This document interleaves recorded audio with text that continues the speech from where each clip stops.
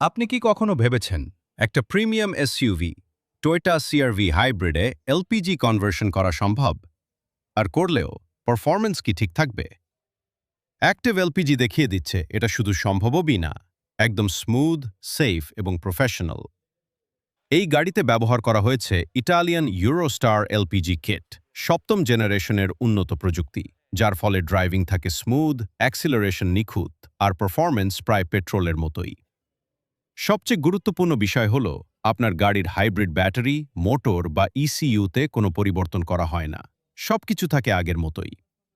LPG শুধু একটি অতিরিক্ত ফুয়েল অপশন হিসেবে যুক্ত হয়। এই গাড়িতে ব্যবহার করা হয়েছে টার্কির তৈরি রাউন্ড শার্ট এলপিজি সিলিন্ডার, যা নিখুঁতভাবে বসানো হয়েছে স্পেয়ার হুইলের জায়গায়, মানে বুট স্পেস নষ্ট হয় না, আর ব্যাক কভার লাগালে বাইরে থেকে কেউ বুঝতেই পারবে না এটি এলপিজি কনভার্টেড। হাইব্রিড গাড়ি আগেই সাশ্রয়ী, কিন্তু এলপিজি যোগ করলে আপনার প্রতি কিলোমিটারের খরচ আরও কমে যায়। একই পারফরম্যান্স কিন্তু অনেক কম খরচ।